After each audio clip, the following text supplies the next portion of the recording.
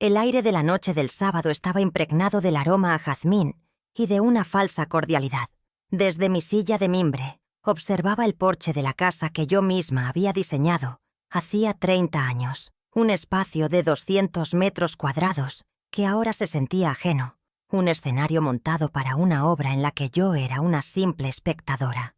Mi hijo Adrián, con su sonrisa fácil que nunca llegaba a sus ojos, rellenaba copas de champán, mientras Carolina, su esposa, se movía entre los 15, invitados con la gracia de una depredadora. La vi detenerse junto a la mesa central, donde reposaba un folleto satinado cuyo brillo competía con el de sus joyas. A su lado, una pequeña placa de madera que yo les regalé en su primera Navidad aquí, con la inscripción «Hogar, dulce hogar», parecía una ironía cruel, un objeto que delataba silenciosamente la traición que estaba a punto de desatarse frente a todos. Carolina carraspeó, capturando la atención de sus amigos y vecinos con un gesto teatral. Levantó su copa, el cristal reflejando las luces del jardín. «Queridos amigos, familia», comenzó, su voz melosa pero con un filo de acero. «Como algunos saben, Adrián y yo cumplimos 20 años de casados, y para celebrar estas 2 décadas de amor, hemos decidido regalarnos algo inolvidable». Deslizó una uña perfectamente manicurada sobre el folleto. «Un crucero de lujo por el Caribe. 15 días de ensueño. Pero no queríamos hacerlo solos. Queremos compartirlo con las 25 personas más cercanas a nuestro corazón. Aquellos que han sido nuestro verdadero tesoro». Sus ojos, fríos y calculadores, barrieron el grupo y finalmente se posaron en mí, conteniéndose apenas una fracción de segundo. Lo suficiente para que el mensaje no verbal fuera entregado con una precisión quirúrgica. Yo no estaba en esa lista. El murmullo de felicitaciones llenó el silencio que siguió a su anuncio. La gente aplaudía, sonreía, ajena al subtexto que flotaba en el aire, denso como la humedad de la noche. Adrián evitaba mi mirada, concentrándose en una mancha inexistente en su copa. Fue entonces cuando Carolina se acercó a mí, su perfume caro invadiendo mi espacio personal, y con una condescendencia perfectamente estudiada, me colocó una mano en el hombro. «Lo siento, suegra. Ya sabes, tu corazón, el ajetreo, es por tu bien. Además, es un viaje para amigos, para gente de nuestra edad». Cada palabra era una estocada, diseñada para pintarme como una anciana frágil y senil ante una audiencia que asentía con falsa compasión. Me estaba borrando de mi propia familia, justificándolo como un acto de cuidado, una mentira tan bien construida que casi sonaba a verdad. Tomé un sorbo de agua, mi pulso firme, mi respiración controlada. Levanté la vista y la miré directamente a los ojos, permitiendo que mi silencio hablara primero. El murmullo cesó. Algunos invitados notaron la tensión palpable que se había instalado entre nosotras. Dejé que la pausa se alargara, que la incomodidad creciera en el ambiente festivo que ella había orquestado. Adrián se movió, inquieto, pero no intervino. Él nunca intervenía. Finalmente, con una calma que pareció desarmarla más que cualquier grito, le respondí: «Entiendo perfectamente, Carolina. La gratitud, como el espacio en un barco, a veces es limitada». Mi voz no tembló. Fue serena, precisa, una declaración de hechos, no una queja. Vi un destello de furia en sus ojos antes de que lo ocultara tras otra sonrisa helada. La batalla había comenzado, y ella acababa de descubrir que yo no pensaba rendirme. La conversación general se reanudó, pero de forma forzada, como un motor que lucha por arrancar. La humillación pública había sido ejecutada con maestría, pero mi respuesta había sembrado una duda incómoda en el aire. Los invitados me lanzaban miradas furtivas, tratando de descifrar la dinámica real de nuestra familia. Carolina me dio la espalda y se enfocó en ser la anfitriona perfecta, riendo demasiado alto, tocando el brazo de Adrián con demasiada frecuencia. Yo permanecí en mi silla, una figura tranquila en medio de su celebración, observando cada detalle. El folleto del crucero Royal Caribbean sobre la mesa, con su promesa de paraísos artificiales, parecía burlarse de la realidad. Creían realmente que podían financiar su fantasía con mi vida y descartarme como si fuera un mueble viejo. No sabían que una contadora jubilada nunca olvida dónde está cada céntimo. Mientras mi hijo y mi nuera brindaban por su futuro, yo ya estaba trazando el mapa de su pasado financiero en mi mente. Cada sacrificio, cada préstamo, cada cheque firmado con la esperanza de construir algo para ellos, ahora se convertía en un arma potencial. El dolor de la exclusión era agudo, pero la claridad que me proporcionaba era aún más poderosa. Me estaban echando de un viaje, pero también me estaban echando de la casa que mis ahorros habían construido, la misma casa desde la que planeaban su escapada.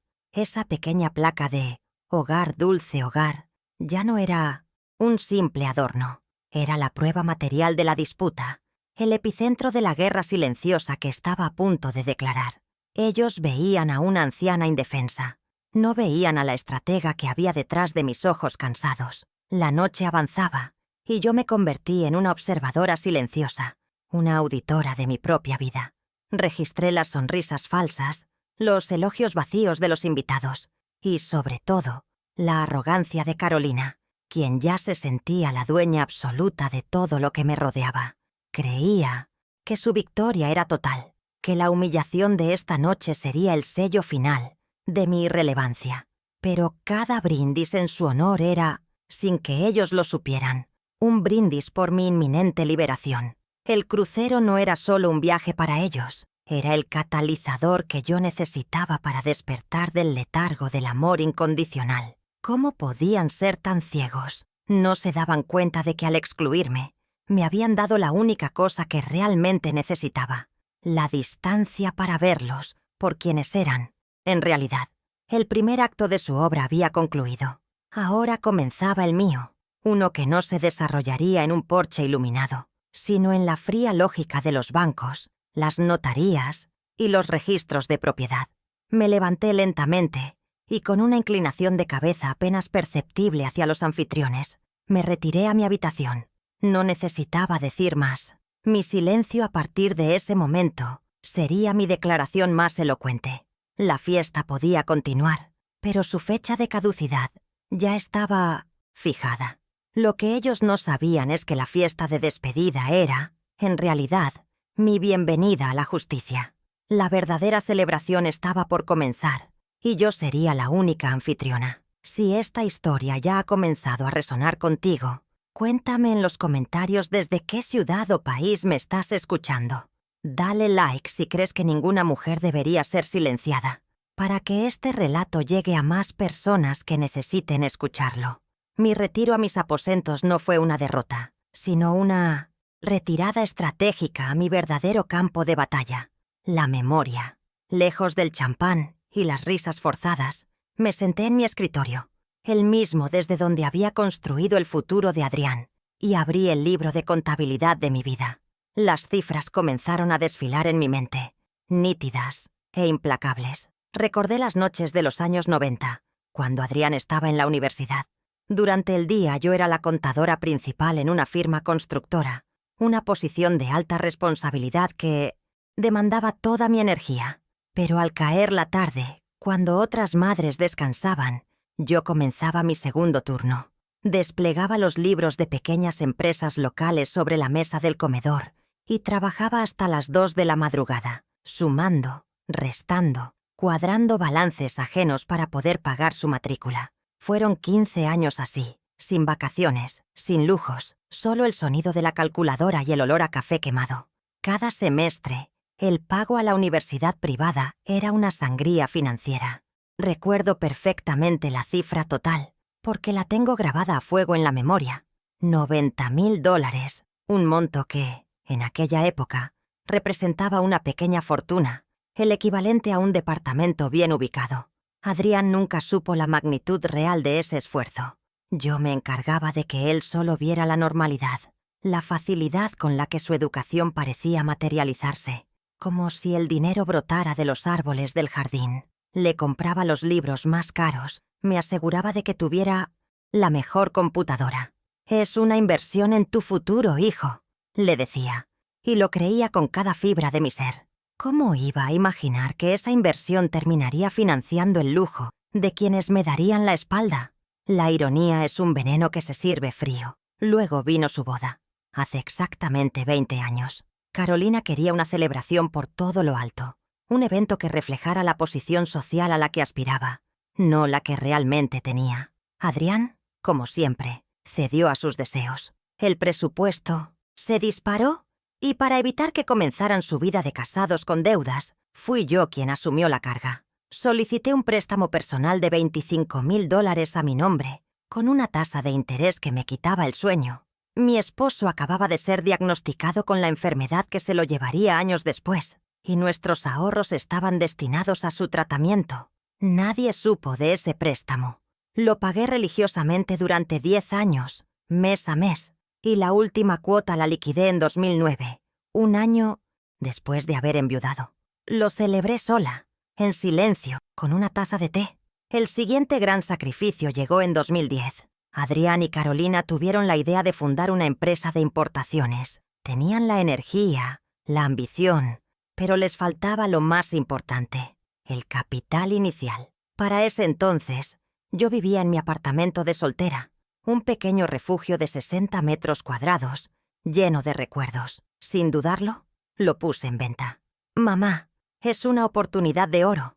Te lo devolveremos con creces», me prometió Adrián.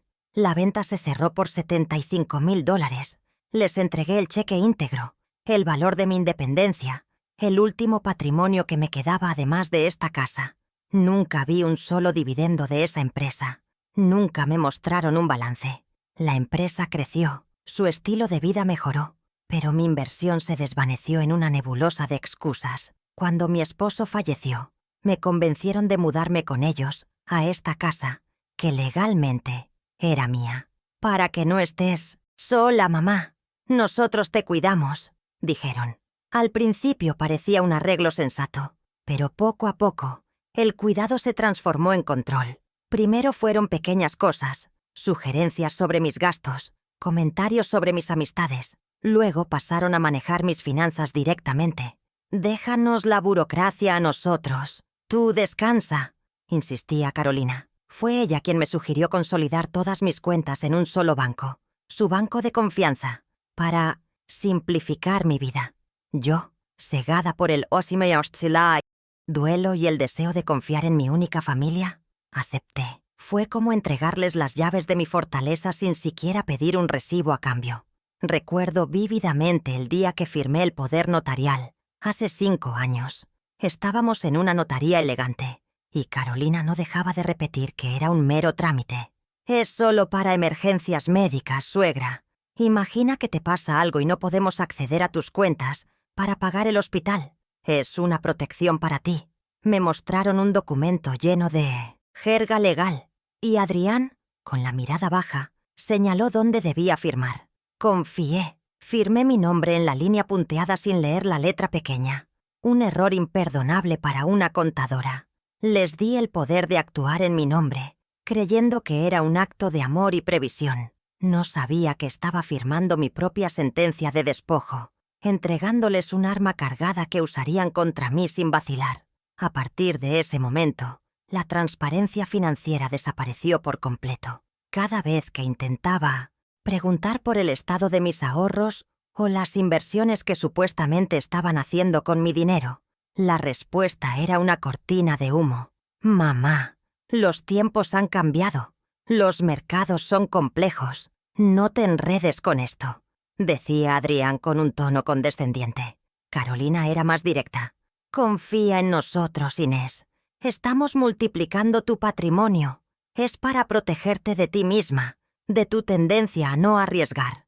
Me trataban como a una niña, como si mi cerebro, que había manejado cifras de 7 dígitos durante 40 años, de repente se hubiera vuelto incapaz de entender una simple resta. Me aislaron de mi propio dinero con el pretexto de facilitarme la vida. Compraron autos nuevos, hicieron viajes a destinos exóticos y remodelaron la cocina con electrodomésticos alemanes que costaban más que mi primer coche. Yo seguía con mi misma ropa, mis mismos hábitos austeros, creyendo que mi dinero estaba seguro, trabajando para el futuro de la familia. Cuando les pregunté directamente si habían usado mis fondos para el enganche de su nuevo BMW Q5, Carolina se rió. «Ay, suegra, qué imaginación. Adrián está haciendo negocios brillantes. Deberías estar orgullosa». Era un gaslighting constante y sutil, una erosión deliberada de mi confianza en mi propio juicio. Me hicieron dudar de mi memoria, de mi percepción, hasta que casi me convencieron de que mis sospechas eran simplemente los desvaríos de una anciana. Casi. El plan del crucero fue la gota que derramó el vaso, pero el vaso llevaba años llenándose con estas pequeñas y grandes traiciones. No se trataba solo del dinero, se trataba de la anulación sistemática de mi identidad. Me convirtieron en una espectadora de mi propia vida, una fuente de recursos, sin voz ni voto. Me quitaron mi independencia financiera, luego mi autoridad como matriarca, y finalmente intentaron quitarme mi dignidad. La humillación en el porche no fue un acto aislado, fue la culminación de un largo proceso de despojo, la puesta en escena final de su toma de control. Pensaron que, a mis 72 años, ya no tenía la fuerza para luchar. Subestimaron mi capacidad para el cálculo y, sobre todo, mi instinto de supervivencia. Ahora, en la soledad de mi cuarto, la indignación contenida se transformaba en una fría y metódica determinación. Mi mente, entrenada para encontrar patrones y discrepancias en columnas interminables de números, comenzó a trabajar. Ya no era la madre herida ni la abuela desplazada. Era la contadora, la auditora que volvía al trabajo para una última e importante revisión de cuentas. La cuenta de mi vida. Cada sacrificio no reclamado, cada mentira no confrontada, era ahora un pasivo en su balance que yo estaba a punto de cobrar.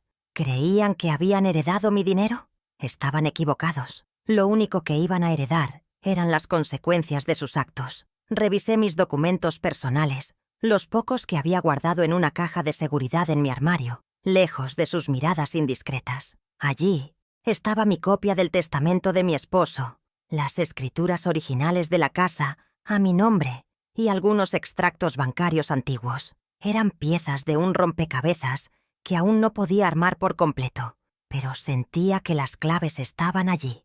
Necesitaba pruebas, documentos tangibles que convirtieran mis sospechas en hechos irrefutables. La batalla no se ganaría con reproches emocionales, sino con la evidencia contundente que solo los papeles pueden ofrecer. Ellos habían jugado en el terreno de la manipulación. Yo jugaría en el mío, el terreno de los hechos verificables. El plan comenzó a tomar forma, no como una explosión de ira, sino como una estrategia de ajedrez. Cada movimiento debía ser calculado, cada paso silencioso y preciso.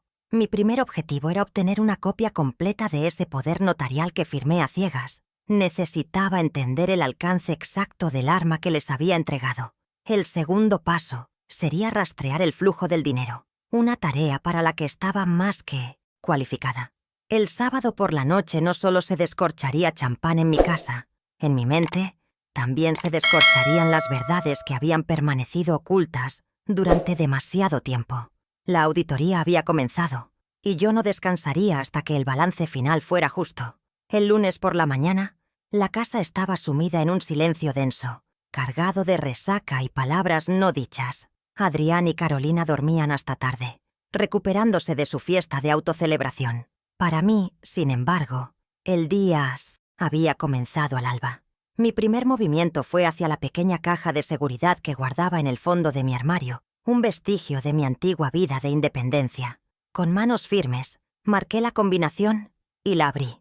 Dentro, junto a las joyas de mi madre y el reloj de oro de mi esposo, estaba el sobre Manila que me habían entregado en la notaría hacía 5 años. Saqué la copia del poder notarial, un documento que apenas había mirado en su momento. Ahora, sin embargo, cada palabra importaba. Me senté junto a la ventana, dejando que la luz de la mañana iluminara la fina impresión, y comencé a leer. Las primeras cláusulas eran estándar, jerga legal sobre representación en asuntos administrativos y de salud, exactamente como Carolina me lo había descrito. Pero a medida que avanzaba, mi respiración se volvía más superficial. Enterrada en la tercera página, había una sección titulada Poderes de dominio. Las palabras eran inequívocas, amplias facultades para vender, ceder, hipotecar y de cualquier otra forma enajenar bienes muebles e inmuebles. El documento no era una simple autorización para emergencias médicas. Era un cheque en blanco sobre mi patrimonio. Les había entregado el control absoluto. Un primer plano de esas cláusulas abusivas se grabó en mi retina. Fue entonces cuando formulé la frase que se convertiría en mi mantra.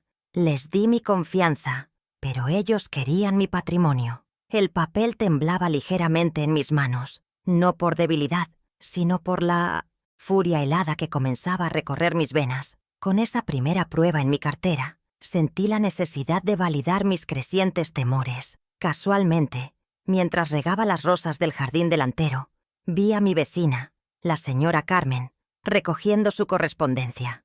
Carmen, de 74 años, había sido una abogada litigante de renombre antes de jubilarse, una mujer con una mente tan afilada como sus rosales. Me acerqué y, con el pretexto de comentar sobre el clima, le conté una versión velada de la situación, presentándola como el caso de una amiga. Le describí el poder notarial y la reciente exclusión de un evento familiar importante. Carmen me escuchó sin interrumpir, sus ojos inteligentes analizándolo todo. Al final, se quitó las gafas de leer y me miró fijamente. «Inés», dijo, dejando de lado la farsa, «tu amiga necesita un abogado. Hoy mismo.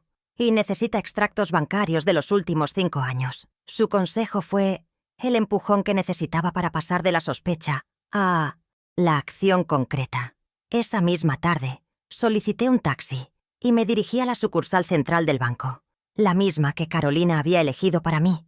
Me senté frente a un joven gerente de cuentas, cuyo traje parecía demasiado grande para él. Con una calma que no sentía, le expliqué que estaba haciendo una auditoría personal de mis finanzas y que requería una copia impresa de todos los movimientos de mis cuentas de los últimos 5 años. El joven pareció sorprendido, incluso un poco incómodo, probablemente acostumbrado a tratar directamente con Adrián. «Claro, señora Duarte, pero ¿no prefiere que llamemos a su hijo para facilitar el proceso?». Su pregunta, aunque inocente, confirmó cuánto control habían usurpado.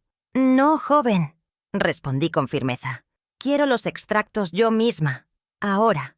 La espera fue una eternidad. Me sirvieron un vaso de agua que no toqué. Finalmente, el gerente regresó con una pila de papeles tan gruesa como una novela. Me condujo a una pequeña sala privada para que pudiera revisarlos con tranquilidad.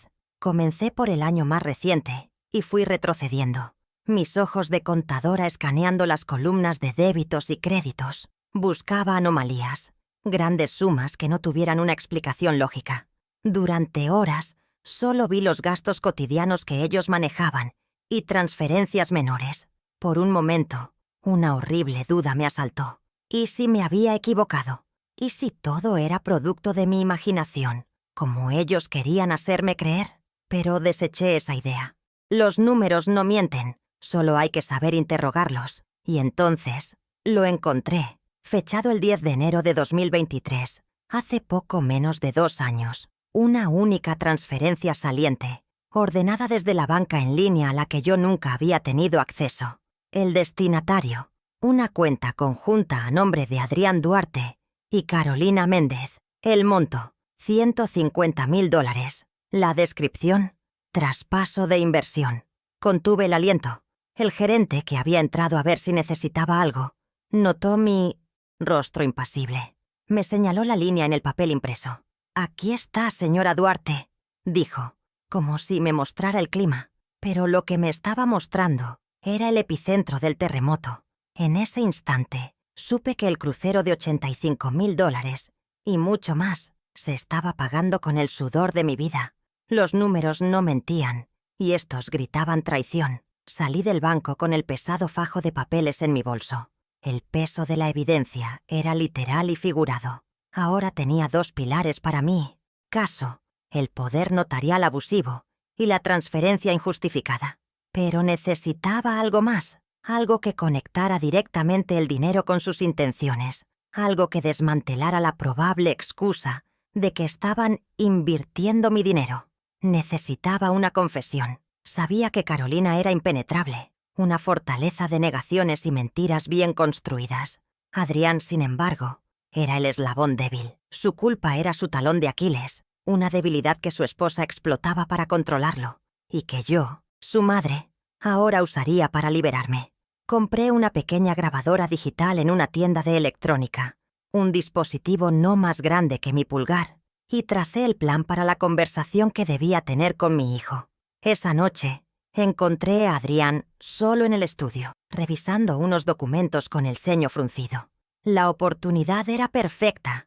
Entré con una taza de su té favorito, un gesto de normalidad que lo desarmaría. No lo confronté. En cambio, usé un tono de resignación y tristeza. «Hijo, he estado pensando», comencé, mientras activaba discretamente la grabadora en mi bolsillo. «Quizás Carolina tiene razón. Soy vieja. Ya no entiendo el mundo. Solo quiero saber la verdad sobre el dinero, para poder estar tranquila». Apelé a su amor de hijo, a la culpa que sabía que sentía. Le hablé de su padre, de los sacrificios que hicimos juntos por él. Su fachada comenzó a resquebrajarse. Los ojos se le llenaron de lágrimas. La mandíbula le temblaba. «Mamá, por favor, no hagas esto más difícil», suplicó. Seguí presionando suavemente, sin acusaciones, solo con preguntas cargadas de dolor. «¿Ese dinero, el que moviste el año pasado, era para esto? ¿Para un viaje del que no formo parte?» El dique de su autocontrol finalmente se rompió. Se cubrió el rostro con las manos y comenzó a sollozar, como un niño. Y entonces pronunció las palabras que yo necesitaba, las palabras que la pequeña grabadora estaba capturando con una fidelidad impecable. «Sí, mamá. Lo usamos para el crucero y para pagar algunas deudas. Lo siento. Carolina dijo que era lo mejor, mamá, que ese dinero parado no servía de nada». La culpa de mi hijo se había convertido en mi mejor testigo. Apagué la grabación. Mi corazón estaba roto, pero mi caso se había vuelto irrompible. Ahora tenía 3 pruebas contundentes: el poder, el dinero y la confesión. Parecía suficiente, pero algo me decía que su plan iba más allá de un simple viaje de lujo. ¿Por qué tanta urgencia? ¿Por qué la humillación pública? La respuesta a esas preguntas era la pieza final que necesitaba para entender la verdadera magnitud de su traición. Sabía que no podría encontrarla en papeles antiguos ni en conversaciones forzadas. La respuesta, intuía, estaba en sus planes futuros, en la tecnología que yo no dominaba, pero que ellos usaban con tanta soltura.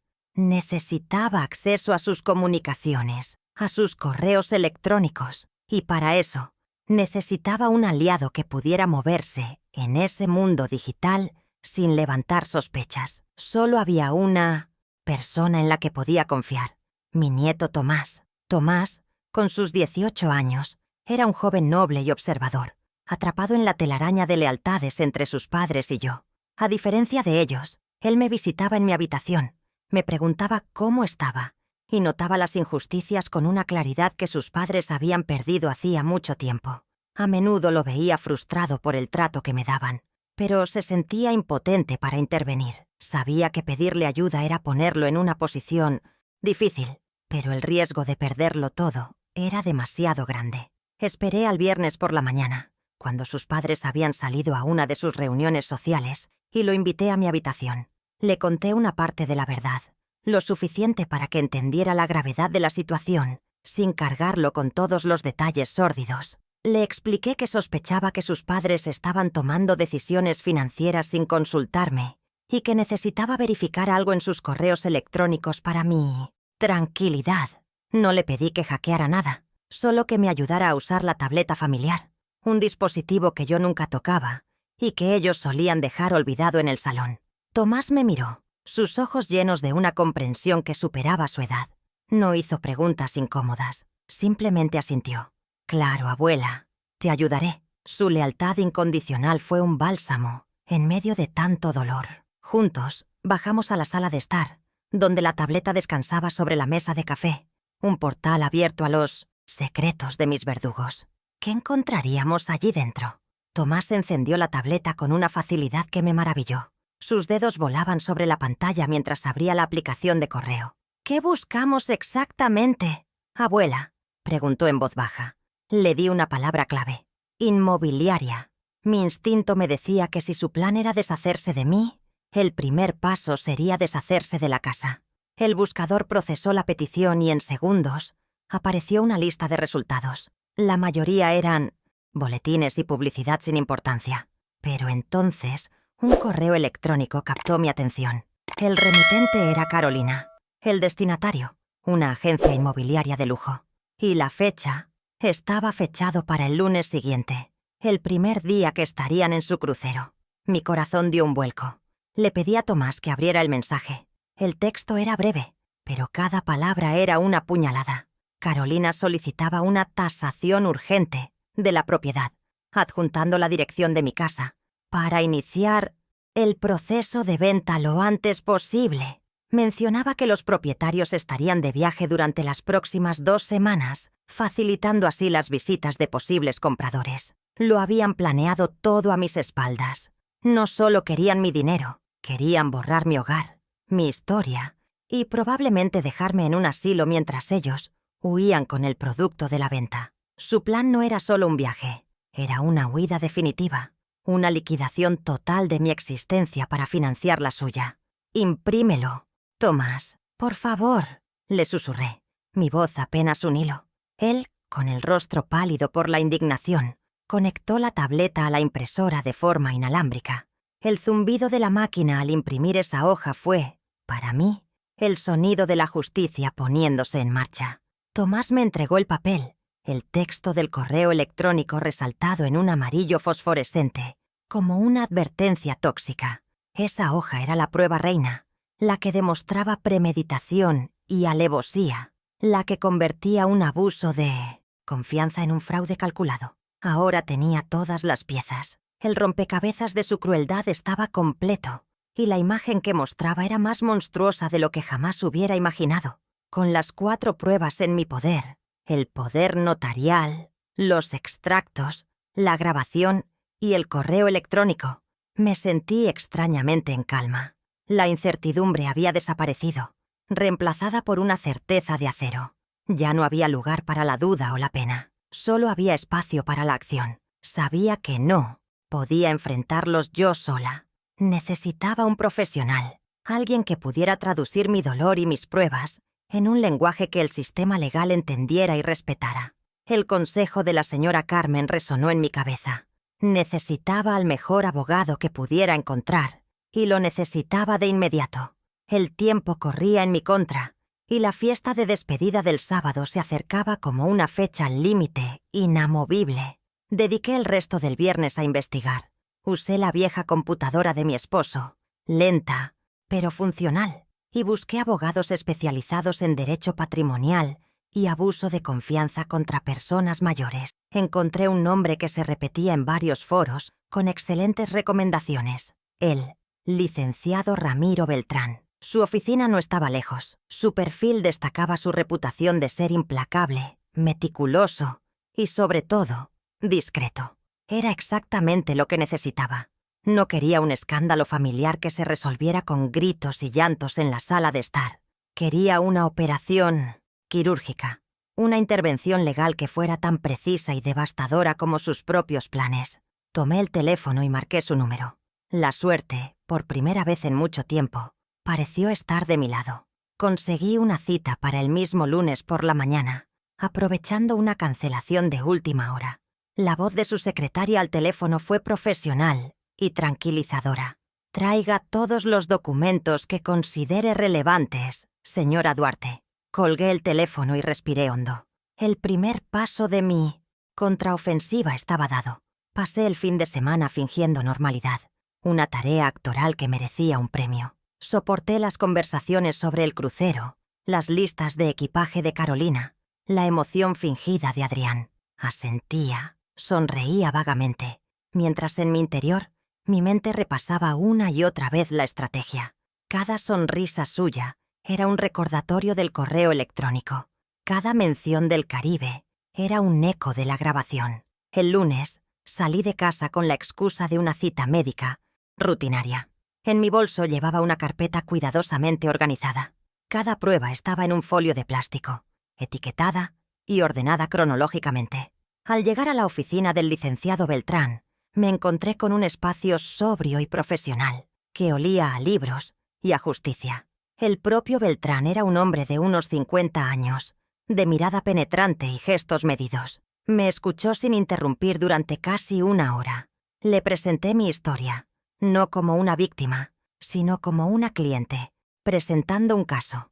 Expuse los hechos, las cifras, las fechas, y luego, una por una, coloqué las pruebas sobre su escritorio de caoba. Beltrán examinó cada documento con una concentración absoluta. Leyó la letra pequeña del poder notarial, siguió la línea de la transferencia en el extracto bancario, se puso unos auriculares para escuchar la confesión de Adrián y, finalmente, leyó el correo electrónico de la inmobiliaria. Cuando terminó, se quitó las gafas y me miró. No había compasión en sus ojos, sino algo mucho mejor. Respeto profesional. Señora Duarte, dijo con una voz grave y segura. Esto no es solo un abuso de confianza. Esto es un caso de fraude de libro. Tenemos todo lo necesario no solo para recuperar su patrimonio, sino para asegurarnos de que no vuelvan a molestarla nunca más. Por primera vez, sentí que la balanza comenzaba a inclinarse a mi favor. El abogado me explicó con una claridad meridiana cuál sería la estrategia. No iniciaríamos ninguna acción visible de inmediato. El elemento sorpresa era nuestra mejor arma. Ellos creen que usted no sabe nada. Creen que se saldrán con la suya. Vamos a dejar que mantengan esa confianza hasta el último momento posible, explicó. Su plan era preparar una demanda civil completa por fraude y abuso de confianza, junto con una solicitud de medida cautelar urgente para congelar la cuenta bancaria donde estaban los fondos y para prohibir cualquier transacción sobre la propiedad. Todo estaría listo para ser presentado ante el juez, pero esperaríamos la señal perfecta para actuar. Y esa señal, propuso él, debería ser en la fiesta de despedida. La idea me pareció poéticamente justa. Ellos habían elegido un evento público para humillarme. Yo usaría un evento público para exponerlos. El plan era audaz y arriesgado, pero tenía el sabor de una justicia perfecta. El sábado por la noche, continuó el licenciado Beltrán, usted asistirá a esa fiesta, en el momento que considere oportuno. Cuando todos los invitados estén presentes, me enviará un simple mensaje de texto. La palabra ahora, un notificador judicial, y yo estaremos esperando cerca. Entraremos y les entregaremos las notificaciones en persona. El impacto será máximo. ¿Y su control sobre la situación? Absoluto. Acepté sin dudarlo. El guión de su clímax estaba escrito. Ahora, solo quedaba esperar y actuar mi papel hasta el final. Salí de la oficina del licenciado Beltrán con un propósito renovado. El plan estaba trazado, y cada día de esa semana se convirtió en una casilla que debía marcar en mi calendario mental. El lunes, después de nuestra reunión inicial a las 9 de la mañana, mi única tarea era la más difícil de todas: no hacer nada. Debía volver a casa y reanudar mi papel de anciana dócil y ligeramente confundida. Carolina me recibió con una pregunta cortante sobre mi supuesta cita médica, sus ojos buscando cualquier señal de inconsistencia. Le di un vago resumen sobre el colesterol y el cansancio, un monólogo aburrido que la satisfizo rápidamente.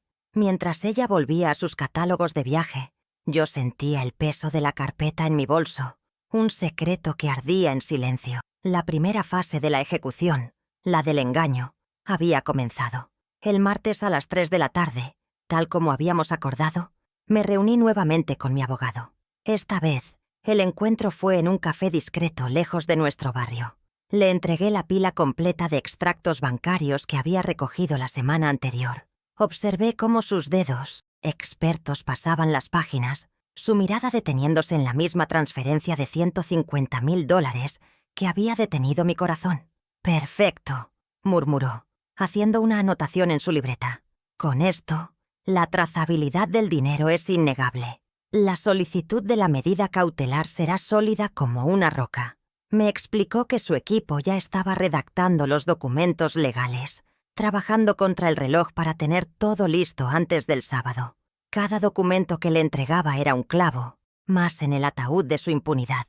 Regresé a casa esa tarde sintiendo que el tablero de ajedrez comenzaba a girar a mi favor.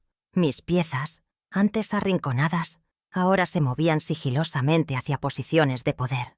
Mientras cenábamos, escuché a Carolina hablar por teléfono con una amiga presumiendo de los espectáculos que verían en el crucero. Sí, será divino. Un escape total de las responsabilidades, dijo, lanzándome una mirada de reojo. Yo me limité a sorber mi sopa, mi rostro una máscara de neutralidad. No sabía que su mayor responsabilidad, la de enfrentar las consecuencias de sus actos, estaba a punto de serle notificada de la manera más pública posible. Creían que estaban planeando una escapada, pero en realidad estaban navegando directamente hacia mi tormenta perfecta. El miércoles fue un día de quietud tensa, un respiro estratégico en medio de la operación. Pasé la mayor parte del día en mi habitación, con la excusa de no sentirme bien. Necesitaba ese espacio para mantener mi compostura, para evitar cualquier error que pudiera delatarme. Desde mi ventana, los veía ir y venir, absortos en los preparativos de su viaje y de la fiesta. Vi llegar cajas de vino, a la florista discutiendo los arreglos para el jardín. Estaban construyendo el escenario de su propia caída con un entusiasmo casi infantil. Yo, por mi parte, repasaba mentalmente cada detalle del plan del licenciado Beltrán. La coreografía del sábado tenía que ser perfecta, sin espacio para la improvisación. La justicia, como la contabilidad, requiere precisión absoluta. Llegó la noche del jueves. El aire en la casa era espeso con la culpa de Adrián y la arrogancia de Carolina. Fue esa noche que sostuve la conversación con mi hijo, la misma que grabé con el pequeño dispositivo digital. Después de que él se derrumbara y confesara, me retiré a mi cuarto, con el corazón hecho pedazos, pero con la prueba definitiva en mi poder. Al día siguiente, el viernes, mientras ellos estaban fuera haciendo compras de último minuto, salí de nuevo. Esta vez, el encuentro con Beltrán fue aún más breve. En su oficina, simplemente le entregué la grabadora. No necesitaba escucharla frente a mí. «Esto lo cambia todo, Inés», dijo, su expresión más seria que nunca. «Esto lleva el caso del ámbito civil a una posible implicación penal por estafa. Su posición es más fuerte de lo que imaginaba». Ese mismo viernes por la mañana, justo después de volver de la oficina de Beltrán, mi nieto Tomás me entregó la pieza final del Ismetzió, rompecabezas, la impresión del correo electrónico a la inmobiliaria. La llevé inmediatamente a una pequeña oficina de mensajería y se la envié al licenciado Beltrán, marcada como urgente y confidencial. Una hora después, él me llamó. «Recibido, Inés. Esta es la prueba de la premeditación. Con esto podemos solicitar al juez que anule cualquier transferencia de la propiedad de forma inmediata. Ya no tienen escapatoria». Colgué el teléfono y miré por la ventana. El sol brillaba. El cielo estaba despejado. Un día hermoso para firmar su sentencia. Lo que ellos no sabían es que su fiesta de despedida era, en realidad, mi bienvenida a una nueva vida. Con todas las pruebas reunidas, la maquinaria legal se aceleró a toda velocidad. El equipo del licenciado Beltrán trabajó durante todo el viernes por la tarde y noche para finalizar la demanda y la solicitud de medidas cautelares. Me mantuvo informado con mensajes de texto cortos y precisos. Demanda completada. Solicitud de congelamiento de Miasos. Fondos redactada. Notificador judicial confirmado para mañana a las 20:00 horas. Cada mensaje era una pulsación, el latido de un plan que cobraba vida. Yo, mientras tanto, continuaba con mi actuación. Ayudé a Carolina a elegir el mantel para la mesa principal de la fiesta. Opiné sobre la lista de música. Ella, disfrutando de su poder, aceptaba mi ayuda con condescendencia, sin imaginar que yo estaba ajustando los últimos detalles de su ruina.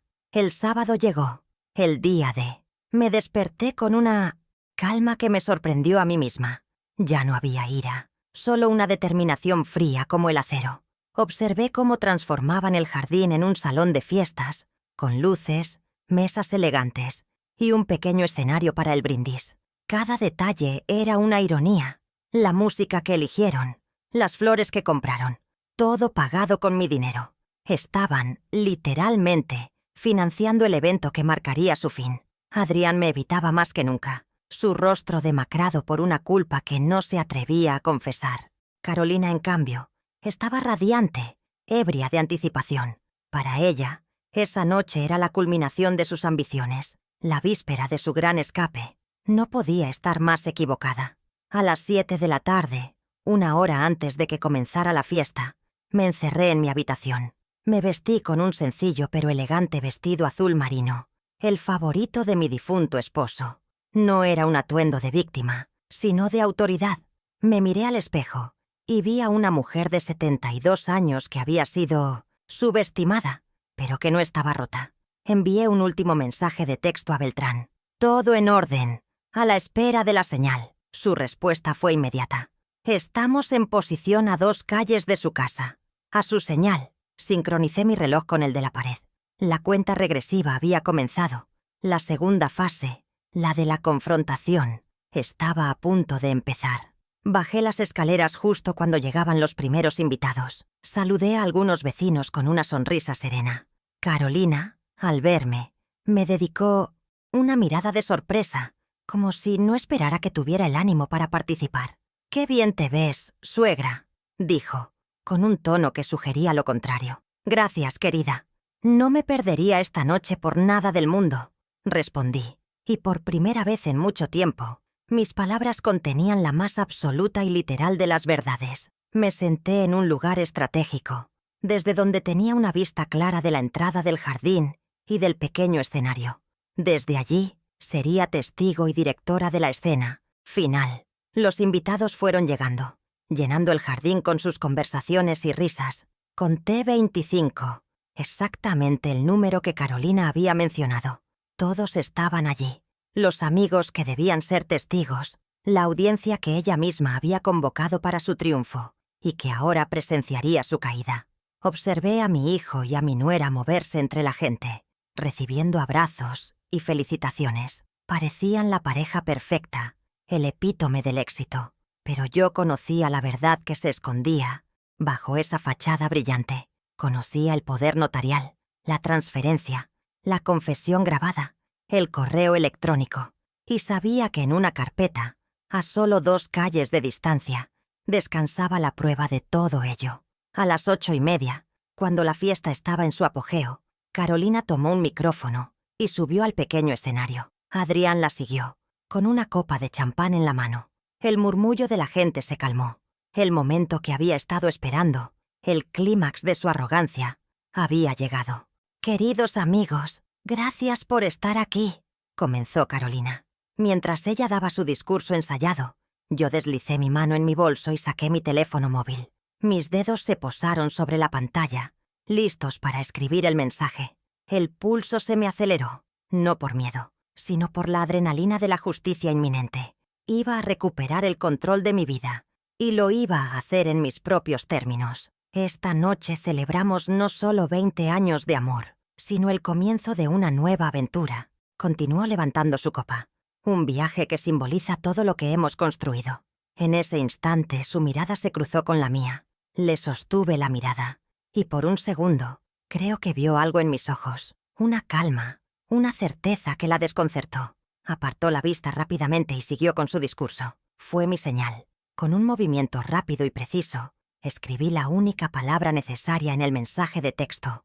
Ahora. Pulsé enviar. El mensaje fue mal entregado. La trampa estaba activada. Solo quedaban unos minutos para que el mundo que habían construido se derrumbara. Dejé el teléfono en mi regazo y me concentré en la escena. Adrián tomó la palabra, balbuceando algunos agradecimientos, su voz temblorosa. Claramente la culpa lo estaba consumiendo. Era el momento perfecto. Justo cuando terminaba su brindis y los invitados levantaban sus copas, vi 2 figuras oscuras y trajeadas aparecer en la entrada del jardín. No eran invitados. Caminaban con un propósito, con una autoridad que cortó el ambiente festivo como un cuchillo. Eran el licenciado Beltrán y el notificador judicial. Todas las cabezas se giraron hacia ellos. La música se detuvo. El silencio cayó sobre el jardín. El verdadero espectáculo estaba a punto de comenzar. El plan silencioso había llegado a su fin. Lo que venía a continuación sería ruidoso, público e inolvidable. Cada paso discreto de la semana, la visita al banco, la grabación, la ayuda de Tomás, las reuniones con el abogado, había conducido a este preciso instante. Había convertido mi dolor en estrategia, mis lágrimas en evidencia. Carolina miraba a los recién llegados con una mezcla de confusión y alarma. Adrián palideció, como si hubiera visto a un fantasma. Aún no sabían qué estaba pasando, pero la expresión en el rostro del licenciado Beltrán no dejaba lugar a dudas. No venía a celebrar, venía a cobrar una deuda, y yo estaba lista para presentar la factura. Me mantuve sentada, observando cómo el pánico comenzaba a dibujarse en el rostro de mi nuera. Había calculado mal. Había subestimado a la anciana silenciosa que sentaba en un rincón. Pensó que mi silencio era debilidad, cuando en realidad era disciplina. Pensó que mis lágrimas eran rendición, cuando eran el combustible de mi determinación. El plan que había tejido en la oscuridad de mi habitación y en las discretas oficinas legales estaba a punto de ver la luz de la manera más espectacular posible. Lo que ellos no sabían es que su fiesta de despedida no era solo una interrupción, era una cancelación permanente. La estrategia se basaba en la precisión de los plazos y el cumplimiento de las condiciones. El plazo final era esta noche, la condición que todos sus amigos más cercanos estuvieran presentes para presenciar no solo su vergüenza, sino también la revocación pública de su poder. Cada invitado era ahora un testigo en el juicio de la opinión pública, un jurado que escucharía la verdad por primera vez. El licenciado Beltrán dio un paso al frente, su carpeta de cuero bajo el brazo, y esperó a que yo le diera la señal final para hablar. La promesa de la virada ya no era una promesa, era una realidad inminente que avanzaba hacia ellos por el césped de mi jardín. Mi corazón latía con una calma sorprendente. Había pasado la semana moviéndome como una sombra en mi propia casa, reuniendo mis armas en silencio. Ahora, todo estaba en su lugar. Las consultas se habían hecho.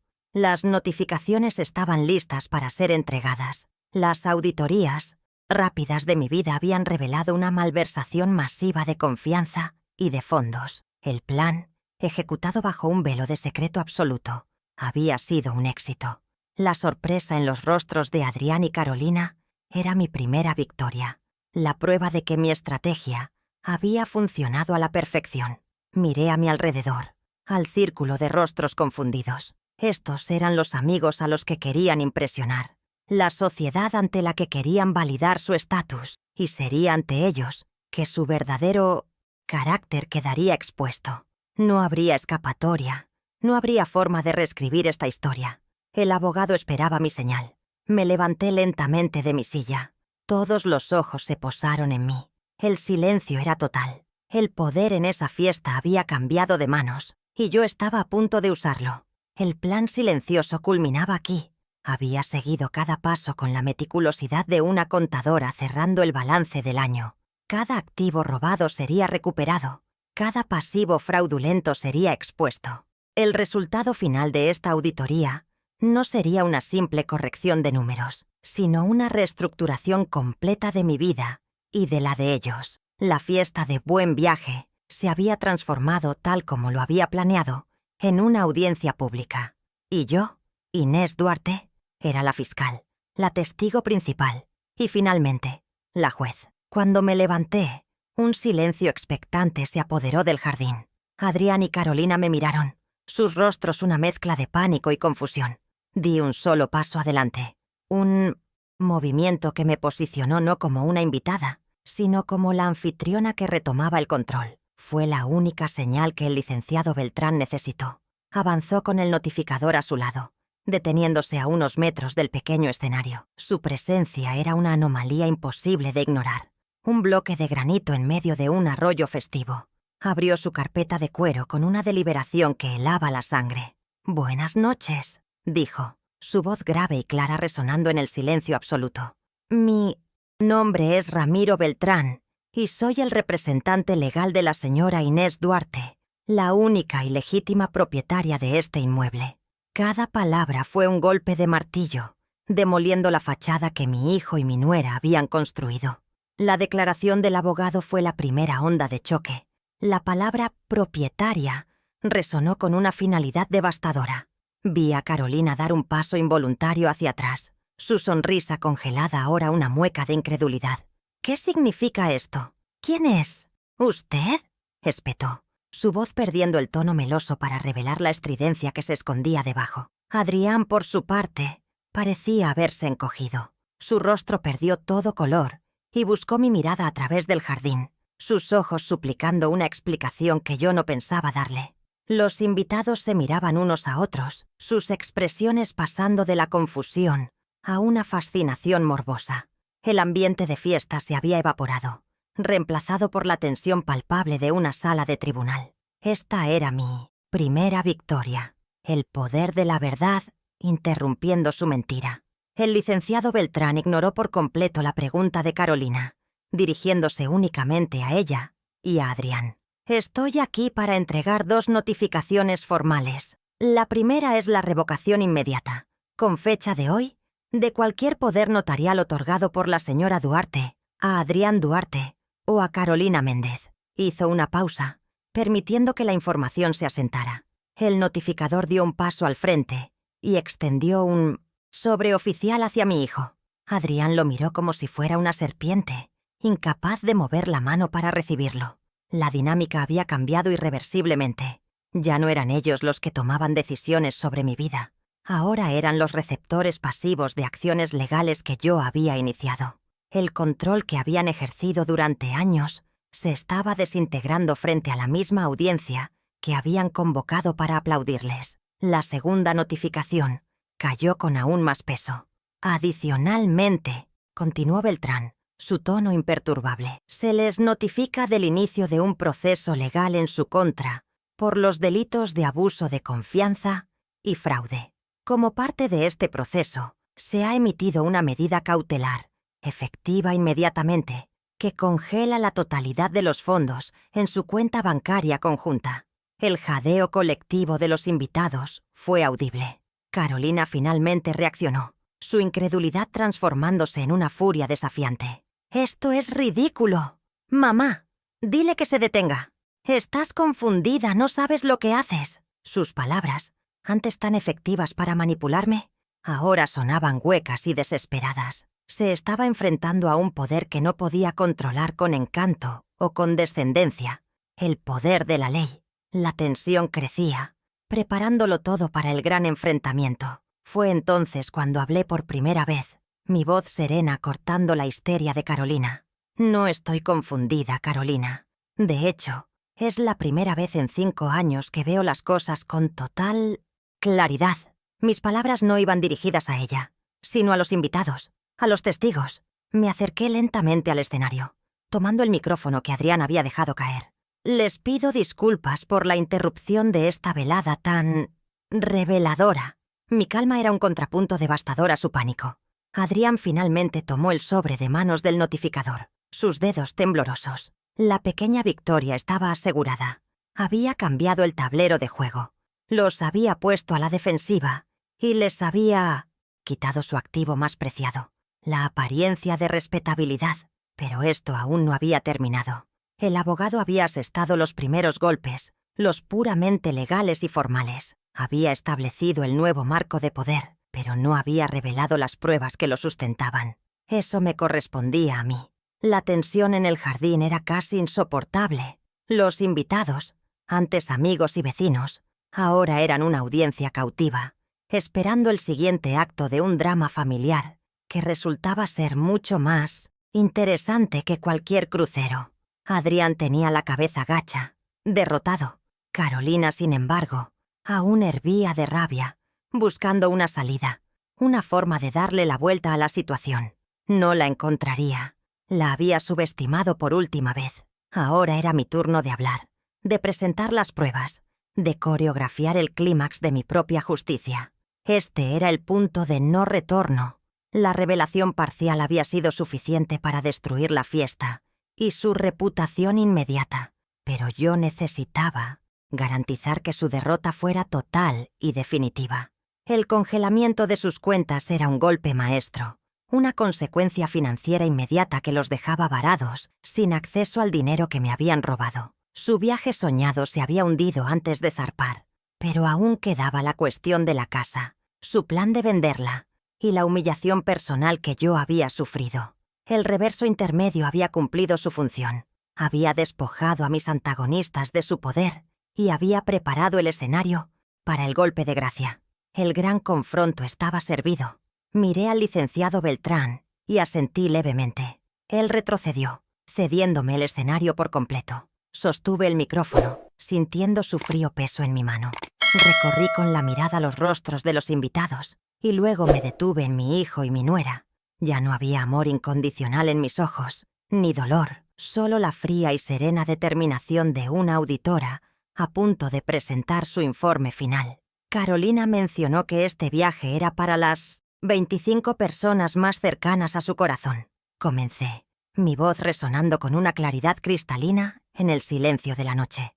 Y aunque no fui invitada al crucero, he decidido traerles un pequeño regalo de despedida. Un regalo que llamo la verdad. El clímax había llegado.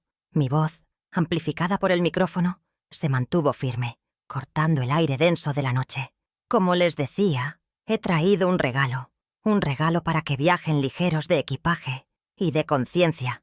Detrás de mí, en una pequeña mesa que había preparado discretamente, descansaba una carpeta.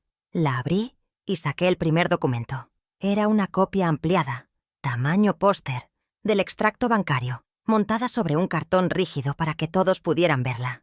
La levanté. El silencio fue absoluto, roto solo por el zumbido de un insecto contra una de las luces del jardín. Primero, el capital para el viaje, anuncié, mi tono tan neutral como si estuviera presentando un informe anual. Aquí pueden ver una transferencia de $150,000 de mi cuenta personal a la cuenta conjunta de Adrián y Carolina, realizada el pasado 10 de enero. El concepto dice inversión. Yo lo llamo el boleto dorado para este crucero. Los murmullos comenzaron de inmediato. Un oleaje de susurros que recorrió a los invitados. Los rostros se giraron hacia Carolina y Adrián, buscando una explicación. Carolina, atrapada bajo la luz de los focos, intentó reírse, un sonido agudo y falso. «Por favor, mi suegra está confundida».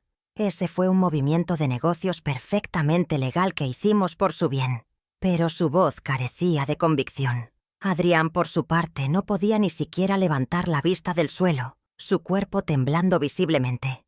Dejé que la duda se instalara, que sus amigos comenzaran a cuestionar la imagen de éxito que tanto se habían esforzado en proyectar. La evidencia visual era irrefutable, una cifra enorme, mi nombre y el de ellos, conectados por una flecha de traición que ahora todos podían ver. La primera grieta en su fachada se había abierto. Quizás tengan razón. Quizás solo estoy confundida, concedí, mi tono falsamente conciliador desarmando a Carolina. Afortunadamente, mi hijo Adrián fue lo suficientemente amable como para aclararme las cosas. Hace solo un par de días, dejé el cartel del extracto bancario apoyado en una silla, visible para todos, y saqué de mi bolsillo la pequeña grabadora digital. La conecté a un altavoz portátil que también había colocado en la mesa. Un pequeño clic. Y luego, el silencio del estudio se reprodujo en el jardín, seguido de mi propia voz, suave y triste. Y entonces, la voz de Adrián, quebrada por los sollozos, llenó la noche. «Sí, mamá.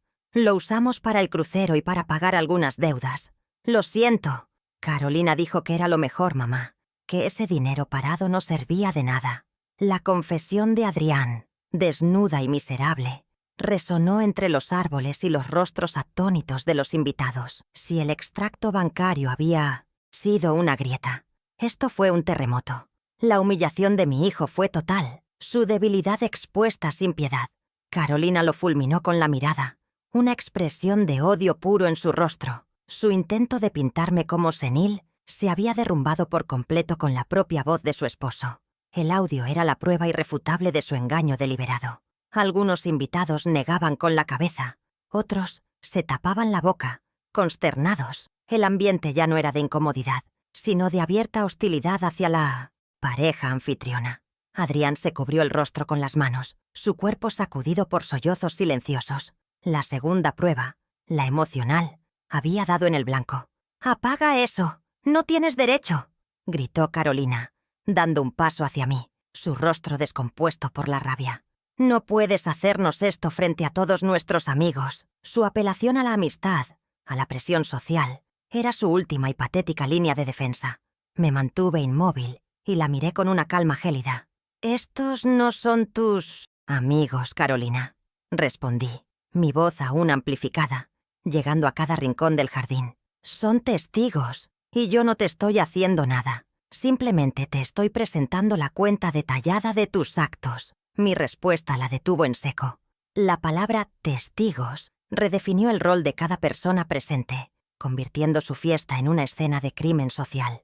La balanza de poder se había inclinado tan completamente a mi favor que ahora yo dictaba la realidad de la situación. Pero aún quedaba la prueba final, la más cruel, la que revelaría la verdadera profundidad de su plan. «Pero el crucero», continué, mi voz bajando a un tono más confidencial, forzando a todos a inclinarse para escuchar. Era solo el principio de la aventura. Había un plan mucho más grande para cuando ustedes zarparan. De mi carpeta saqué la última hoja, la impresión del correo electrónico. No la mostré a todos. En un movimiento coreografiado, bajé del pequeño escenario y caminé hacia la mesa donde se sentaban nuestros vecinos más antiguos, personas que me habían visto criar a Adrián en esa misma casa. Les entregué la hoja. «Y aquí», dije en voz alta para que todos oyeran, «está la prueba de que su nuevo comienzo incluía vender mi casa mientras yo todavía vivía en ella». El señor Rodríguez, nuestro vecino de toda la vida, se puso las gafas y leyó el correo en voz alta. Su voz, temblorosa de indignación, recitó las palabras de Carolina a la agencia inmobiliaria. «Solicito tasación urgente para iniciar el proceso de venta lo antes posible. Los propietarios estarán de viaje». El efecto fue devastador. La traición ya no era solo financiera o emocional, era existencial. Querían despojarme de mi hogar, de mis raíces, de mi seguridad final. La humillación de Carolina fue absoluta. No había defensa posible contra sus propias palabras escritas. Vi cómo la admiración en los rostros de sus amigos se convertía en desprecio. Su estatus, construido con tanto esmero sobre cimientos de mentiras, se derrumbó en un instante. Fue en ese momento de caos moral que el licenciado Beltrán volvió a dar un paso al frente, retomando su rol oficial. «Dadas las pruebas presentadas por mi clienta», anunció con voz de trueno, «procedo a formalizar las consecuencias inmediatas». El notificador, que había esperado pacientemente, se acercó a la pareja en el escenario y les entregó un segundo y un tercer sobre. Adrián los recibió con manos inertes. Carolina ni siquiera los miró. Estaba paralizada, su mente tratando de procesar la velocidad y la totalidad de su destrucción. La coreografía de la justicia estaba llegando a su fin, y cada movimiento estaba diseñado para ser visible, público e irrevocable. «La primera consecuencia es financiera», explicó Beltrán, como si dictara una clase. «El sobre que acaban de recibir contiene la orden judicial que formaliza el congelamiento de su cuenta bancaria. A partir de este segundo, no tienen acceso a un solo céntimo de los fondos que contiene. El crucero, me temo, queda oficialmente cancelado por falta de fondos». La practicidad de esa consecuencia fue brutal. No era una amenaza, era un hecho consumado. Su sueño de lujo se desvanecía ante sus ojos, y la humillación de tener que cancelar el viaje y dar explicaciones a la agencia de viajes y a sus amigos era solo el comienzo de su pesadilla. El dinero, su Dios, los había abandonado. «La segunda consecuencia es legal», continuó el abogado, su voz implacable. «Como ya se mencionó, el poder notarial con el que han estado operando queda revocado. Cualquier uso futuro del mismo constituirá un delito grave. Adicionalmente, se ha iniciado el proceso para anular la fraudulenta transferencia de la propiedad de esta casa a su nombre. La evidencia sugiere que la casa volverá a su legítima dueña. Esta segunda estocada apuntaba a su seguridad a largo plazo.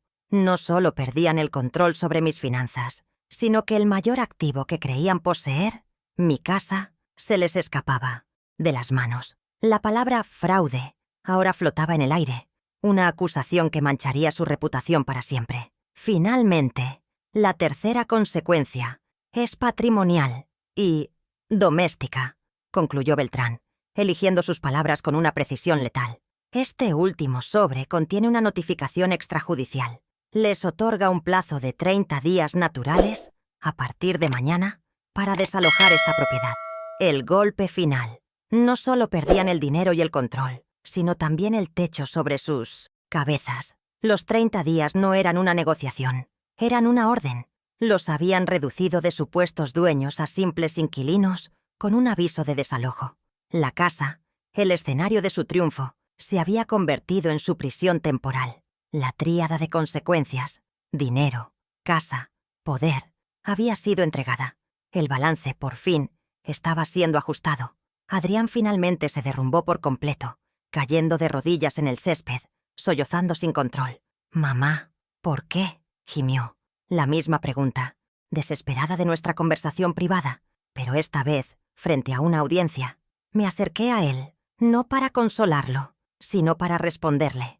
Me agaché a su nivel, el micrófono aún en mi mano. «Porque me diste a elegir entre ser tu madre o ser yo misma. Y ya fui tu madre durante 45 años. Mi respuesta fue fría. No por falta de amor, sino por un exceso de dolor. Era la verdad final, la tesis moral de mi liberación. Ya no podía sacrificar mi identidad por un hijo que había demostrado no merecerla. Me levanté y me dirigí a los invitados, que permanecían en un silencio sepulcral, como estatuas en un jardín de verdades incómodas. «Les pido disculpas a todos por esta interrupción», dije, mi voz volviendo a un tono de anfitriona formal. «Como pueden ver, la celebración ha llegado a su fin. Les ruego que disfruten de los bocadillos y las bebidas antes de retirarse. Que tengan todos una muy buena noche». Con esa declaración, di por concluido el evento. Les quité el poder de decidir cuándo terminaba su propia fiesta. Asumí el control hasta el último segundo, redefiniendo el final de la noche en mis propios términos. Era un acto final de dominio, ejecutado con la más exquisita y fría cortesía. Los invitados comenzaron a dispersarse rápidamente, sin despedirse de Adrián o Carolina, evitándolos como si tuvieran una enfermedad contagiosa. Se iban en pequeños grupos, susurrando, lanzando miradas de conmiseración hacia mí y de desprecio hacia ellos. La humillación reputacional era total y absoluta. En menos de 15 minutos el jardín quedó casi vacío. Solo quedaban ellos dos en medio de los restos de su fiesta arruinada, junto al abogado y el notificador, que esperaban en silencio. La música se había ido, las risas se habían extinguido. Solo quedaba el sonido de los sollozos de mi hijo y el silencio atronador de la derrota de mi nuera. Carolina finalmente me miró, sus ojos inyectados en sangre, llenos de un odio que me habría aterrorizado años atrás. Pero ya no. «Te arrepentirás de esto, vieja bruja», siseó, su voz un veneno. Le sostuve la mirada sin pestañear.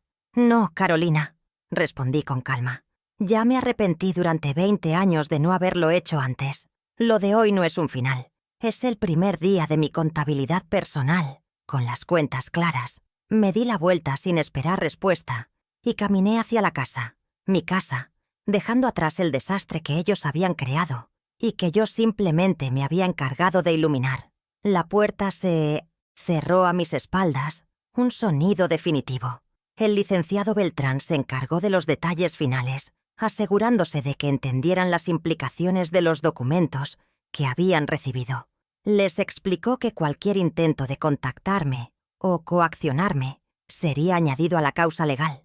Les dejó su tarjeta y les aconsejó, con una frialdad profesional, que buscaran su propio abogado de inmediato. Luego, él y el notificador se retiraron, dejando a la pareja sola en la oscuridad del jardín, rodeados por las luces de una fiesta que ya no existía. Su mundo de apariencias se había hecho añicos y no tenían a nadie a quien culpar más que a ellos mismos. Desde la ventana de la sala, observé cómo finalmente se movían. Adrián, ayudado por Carolina, se puso en pie. Ya no eran la pareja poderosa y glamorosa de hacía una hora. Parecían dos náufragos en una isla de su propia creación. Caminaron lentamente hacia la puerta lateral, evitando la entrada principal. Su desfile de la vergüenza fue presenciado solo por la luna y por mí. La coreografía del clímax había sido ejecutada a la perfección. Las pruebas se presentaron en orden de impacto creciente. Las consecuencias fueron inmediatas y mensurables. Y la platea Había reaccionado exactamente como había previsto. La justicia, a veces, no es ciega. A veces, tiene una audiencia. El poder de la información, cuando se revela en el momento y lugar adecuados, es absoluto.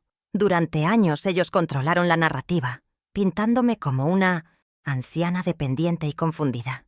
Esa noche yo me había apoderado del micrófono y había contado la verdadera historia, respaldada por pruebas irrefutables. Había desmantelado su mentira, pieza por pieza, frente a las mismas personas cuya validación anhelaban. La victoria no fue solo legal o financiera, fue, sobre todo, narrativa. Había recuperado el control de mi propia historia, y ese era un patrimonio que ningún poder notarial podía arrebatarme. Mientras subía las escaleras hacia mi habitación, escuché la puerta de su dormitorio cerrarse con un portazo violento. La batalla había terminado, pero la guerra por la reconstrucción de mi vida apenas comenzaba. Los próximos 30 días serían tensos, una convivencia forzada con mis enemigos derrotados. Pero ya no les tenía miedo. El equilibrio de poder en esa casa había cambiado para siempre. Ya no era la invitada en mi propio queso-hogar. Era la dueña, la matriarca, la mujer que había decidido que su dignidad no era negociable. La noche había sido larga y dolorosa, pero por primera vez en mucho tiempo sentí que podía respirar libremente. El silencio que siguió fue diferente. No era el silencio tenso de los secretos y las mentiras, sino el silencio tranquilo de la verdad revelada. Me senté en mi escritorio, el mismo lugar donde había comenzado a planear mi contraataque, y miré la noche a través de la ventana. El jardín estaba oscuro, las luces de la fiesta apagadas. Todo había vuelto a la normalidad, pero nada volvería a ser igual. La tesis moral de la noche estaba clara. El dinero puede comprar boletos para un crucero, pero es la dignidad el único pasaporte que te permite viajar en paz contigo misma. Y yo, por fin, estaba lista para comenzar mi propio viaje. Cerré los ojos y recordé el rostro de mi nieto Tomás, la lealtad en su mirada cuando me ayudó a encontrar la prueba final. En medio de toda la traición, su bondad era un faro de esperanza. Sabía que la relación con mi hijo estaba probablemente rota para siempre, una víctima más de la codicia de su esposa y de su propia debilidad. Pero la relación con mi nieto, construida sobre el respeto y la verdad, ahora tenía la oportunidad de florecer. La noche me había quitado una familia disfuncional, pero quizás, solo quizás, me había devuelto la oportunidad de construir una nueva, más pequeña, pero mucho más honesta.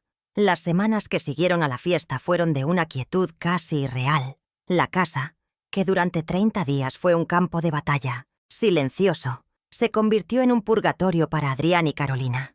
Cumplieron el plazo de desalojo sin más confrontaciones. Empacaron sus pertenencias en silencio, sus movimientos desprovistos de la arrogancia que los había caracterizado. No hubo gritos ni reproches. Mi victoria había sido tan absoluta que les había robado hasta la energía para pelear. Los vi irse una tarde de martes, subiendo sus cajas a un camión de mudanzas mucho más modesto que su estilo de vida anterior. Adrián me dirigió una última mirada, una mezcla indescifrable de resentimiento y una sombra de arrepentimiento. No le devolví el gesto. Simplemente observé desde la ventana hasta que el camión dobló la esquina, desapareciendo de mi calle y, en muchos sentidos, de mi vida. Con la casa finalmente en silencio, comencé la tarea de reconstruir mi soberanía. Lo primero fue establecer límites de acero, fronteras que nunca más serían cruzadas. Mi abogado envió una comunicación formal a la de ellos, estipulando que cualquier contacto futuro, sin excepción, se realizaría exclusivamente a través de los canales legales. Al día siguiente, un cerrajero cambió cada una de las cerraduras de la casa, incluyendo la del portón del jardín. Sostener ese nuevo juego de llaves en mi mano fue un acto simbólico de una potencia inmensa. Eran las llaves de mi seguridad, de mi paz, de un hogar que volvía a ser un santuario y no una trampa. El paso final fue cerrar todas mis antiguas cuentas bancarias y abrir unas nuevas, a mi único nombre, en una entidad diferente. La independencia financiera volvía a ser mía. La restauración de mi dignidad no fue un evento único, sino un proceso diario, construido con pequeños actos de autoafirmación. La escena que mejor lo representa ocurrió una tarde soleada. Me senté frente a mi nuevo ordenador portátil, un regalo que me hice a mí misma, y mi nieto Tomás, con una paciencia infinita, me enseñaba a usar un moderno software de finanzas personales. «Ves, abuela, aquí puedes crear presupuestos y seguir tus inversiones en tiempo real», me explicaba. Ver los gráficos coloridos en la pantalla, tener el control total de mis activos al alcance de mis dedos, fue liberador. Ya no dependía de nadie. La contadora que había estado dormida durante años había despertado, no para servir a otros, sino para administrarse a sí misma. Era el primer acto de mi nueva vida, una que yo, y solo yo, controlaba. Mi rutina se transformó por completo. Las mañanas ya no estaban marcadas por la tensión de evitar a Carolina o la tristeza de ver la indiferencia de Adrián. Ahora comenzaba mis días en el jardín, con una taza de café, escuchando el sonido de los pájaros. Fue allí, en la tierra que ellos habían planeado vender, donde decidí plantar un pequeño rosal. Cavé el hoyo con mis propias manos, sentí la tierra húmeda, coloqué las raíces con cuidado y las cubrí. Cada movimiento era una metáfora. Estaba plantando vida nueva en el lugar exacto donde habían intentado borrar la mía. Cuidar de ese rosal, verlo crecer y florecer en las semanas siguientes, se convirtió en mi terapia, un recordatorio visible y fragante de que la belleza y la fuerza pueden renacer después del invierno más crudo. La relación con Tomás se convirtió en el ancla de mi nuevo mundo. Libre de la influencia tóxica de sus padres, nuestra conexión floreció. Cenábamos juntos 2 veces por semana. Hablábamos de libros, de sus planes para la universidad, de la vida. Él nunca mencionó la noche de la fiesta, y yo nunca se lo pedí. No era necesario. Había un entendimiento tácito entre nosotros, un respeto mutuo forjado en la honestidad. A través de sus ojos, vi un futuro que no estaba manchado por el pasado. Me enseñó a hacer videollamadas con mis primas lejanas, me introdujo a la música clásica que le gustaba. Me estaba mostrando que el mundo no se había encogido con la edad. Al contrario, se estaba expandiendo de maneras que nunca había imaginado. El proceso legal siguió su curso, lento pero firme, bajo la experta dirección del licenciado Beltrán. Ganamos cada punto. La transferencia de la propiedad fue anulada por fraude y la casa quedó registrada únicamente a mi nombre, sin ninguna duda legal. Logramos recuperar una parte sustancial del dinero desviado, aunque no todo, pero descubrí que el dinero ya no era el objetivo principal. El verdadero premio era la paz, la justicia y la recuperación de mi autonomía. Adrián y Carolina, según supe por terceros, se mudaron a un apartamento alquilado en otra ciudad, su nivel de vida drásticamente reducido, su círculo social desvanecido. Heredaron las consecuencias, tal como yo había predicho. Aprendí que la verdadera fuerza no reside en la ausencia de vulnerabilidad, sino en cómo la enfrentamos cuando es explotada. Durante años, creí que mi amor incondicional era una virtud, sin darme cuenta de que, sin límites, se había convertido en una licencia para el abuso. La lección más dura y más importante que aprendí a los 72 años fue que el autorrespeto debe preceder a cualquier otro amor. Poner mis necesidades primero no era un acto de egoísmo, sino de supervivencia, y al sobrevivir, descubrí que también podía prosperar, redefiniendo la última etapa de mi vida no como un epílogo, sino como un nuevo y emocionante capítulo. Ya no miro hacia atrás con amargura.